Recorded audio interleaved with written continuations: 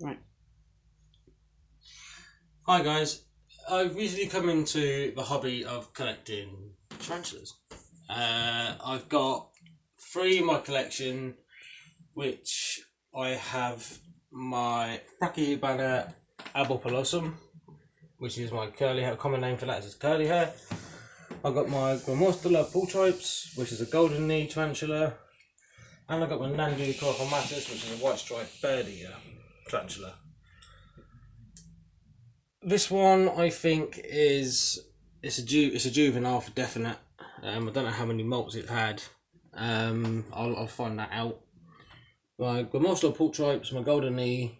I don't know how many bats had either. Got to find that out. My Brachypelma abipilosum, curly hair. I think that had about 4 or 5 molts. I'm not 100% sure, so don't count me on that one. I'm doing this video because I would like people to know that to set up for a tarantula is easy. All I've got in these is a tank, soil, a hide, and something to climb on, and a water bowl. Same in this one, I've got a hide, water bowl, something to climb on, and a leaf. Some leaves, some fake leaves in the back. This one for my Nandocorporatus, it's been nuts. I've got a hide in there, I've got leaves, I've got somewhere else for it to hide on, I've got places for it to crawl and bury and dig. But it's not doing that, it just sits in that one spot and doesn't move. Yeah, boring. But this one, on the other hand, climbs all the time. It's the first time I've actually seen it down on the substrate. What would you say, Lou, in about 2 days, 3 days? Mm. So yeah, this is my collection at the minute, just my three. Look, can you get a shot of all three? If Louisa can she'll get a shot of all three, and so I've got all my three, as you can see along the top here. This one I have set up ready for one that I have coming tomorrow. This is for my Lacidora Brachyurbana, which the common name is an LP tarantula, or also known as the salmon pink tarantula. It's going to be a juvenile male. I'll put R2D2 on there for his name, but I don't know if I'm going to call it R2D2 or what. I'm not sure, because I'm a big Star Wars fan as well. So that one's set up already for him to come tomorrow. This one down here, this one with the blue lid, this is for my OBT. Now, the common name for an OBT is the orange bitey thing, but the actual name is orange baboon tarantula. Somebody thought it would be a good idea, I don't know what happened, but a good idea to call it orange bitey thing, because I like to bite. They're really heavy weather, and they like to climb, so it will stay in here until it gets relatively decent size, and then I'm getting Exoterra tank. What is it? Is it 30 by 30 by 30? 30 by 30 by 30. I can put that in where it can climb and web up as much as it likes. I got a shed from my boss, who I got the tarantulas off, because my boss was selling them for a friend who wanted them to go onto a good home. Now, I said to him I want to get a salmon pink tarantula. He said, oh, okay, we'll have a look at this. So, here this is. This is my boss's salmon pink tarantula molt. You can see, so obviously it's going to be a big tarantula. You can see the abdomen here. You can see the mouth, the legs and everything, and if I turn it over carefully, it's not breaking all legs off. You can see the fangs and the underneath. Now, I don't know a lot about this, but I know that before a tarantula goes into molt, it will not eat. It could go off eating, it could go, it could be moody, basically. It can just throw a temper tantrum, throw a wobbly. So I'm going to have to be careful and just watch out for all of my tarantulas see if they start going into mould. When I got the white striped bird eater, it had some mould from another tarantula in it. When I got them down here, now I don't know if this is the same one as that. It looks like it. It looks like a white striped bird eater, but I'm not sure. This is a very, very small shed.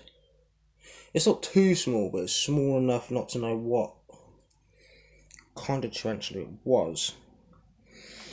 And then I've got, this seems to be the first shed that tarantula done. And this one, if I can grab it gently, was the one before that one. So you can see how they can grow when they shed their exoskeleton, because all spiders have an exoskeleton. Pardon me. So yeah, I've got 3 tarantulas with 1 coming tomorrow, which I'll put in the video up tomorrow.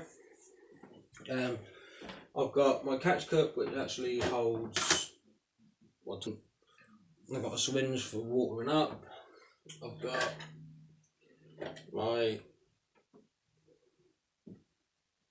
forceps and my tweezers for feeding, so if there's one that's like in a hide or in a burrow, I can use these ones. If it's just in the top of the tank like this, I can just open the tank and drop it in. You can see I've written a bit about each one, so I've got like, that's a juvenile female, that's a juvenile, don't know what sex it is yet. This one is a juvenile, but I don't know what sex that is either. This one's going to be a juvenile male. I wanted a male, even though they don't live as long as females. And my boss told me that there was a curly haired tarantula that lived for 18 years, I think he said. 18 years, something around there. But I don't know how long my male will live. That'll probably live for about 4 years. That's a juvenile. Males have a shorter life expectancy than females, because after breeding, if the males don't get away fast enough, the females eat them. I'm sorry I keep saying I'm trying to think of things to say. I have another little enclosure here, which is for when I clean out or I'm going to do watering. Then I'll put my tarantulas in that little enclosure.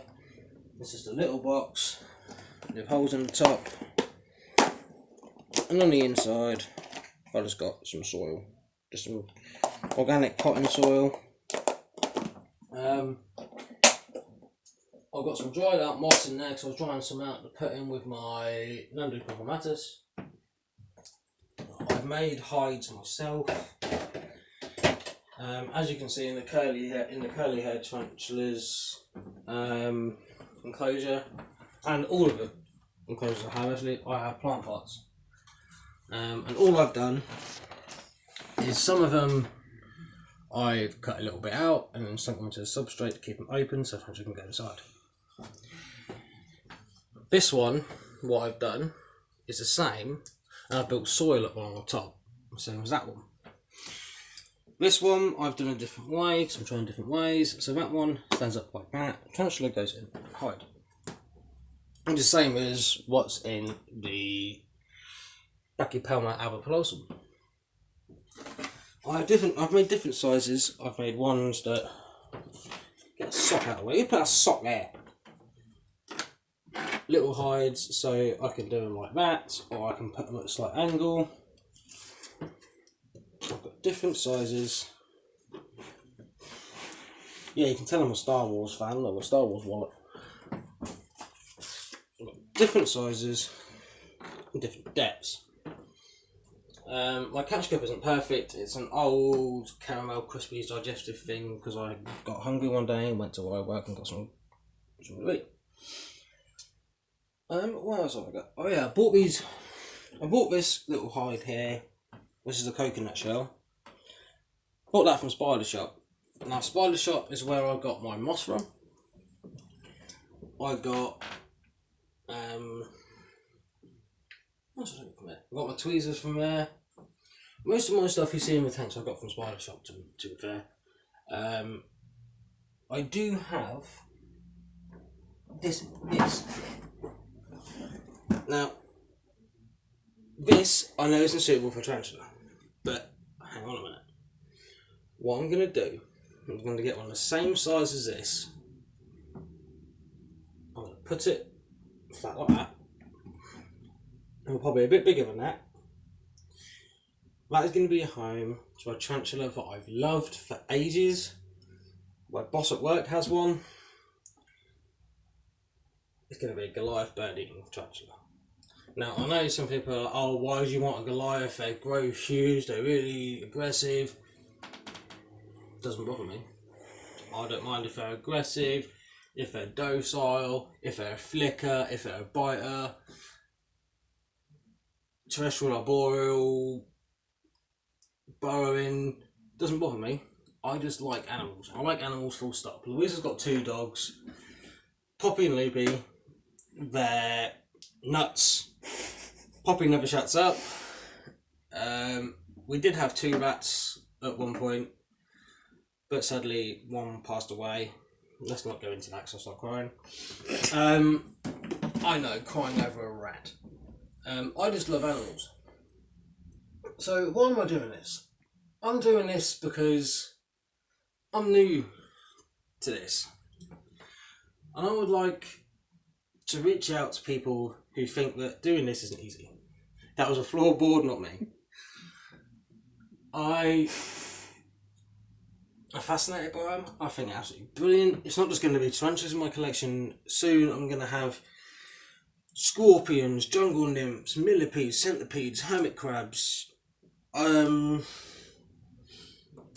mantis, whiptail scorpions with vinegaroons. I'm going to have the whipless scorpion, the cave spider. Louisa's looking at me like, no, you're not having any of these. But I just like weird, creepy things. So, with Louisa's permission, if we move in together, I would like to get a whole room, front to back, with tarantulas. So, what I'll do for anyone who's starting out, I'll put a link to Spider Shop in the description. Where I'm getting my Lacidor Harpariabana from is, I think that's Exotic Pets. I'll put a link to them in the description as well. Spider Shop has setups ready to go, so you have like the heat mat. If your house isn't kept above 25 degrees, then you need a heat mat to keep obviously the humidity up. But I'd recommend having a thermostat in there as well, which is hooked up to your heat mat so it doesn't exceed the limit.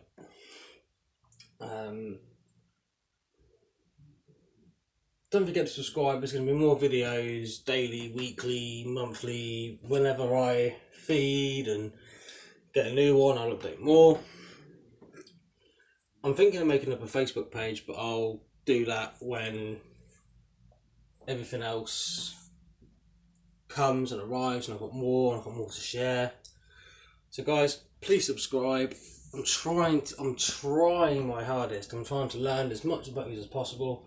If you have any tips or hints or anything you think I should know, or any way that I can set these up a little bit better, then please don't hesitate to put it in the comments. I don't mind criticism at all. Alright guys, thank you. This is the end of the video. I'll see you tomorrow.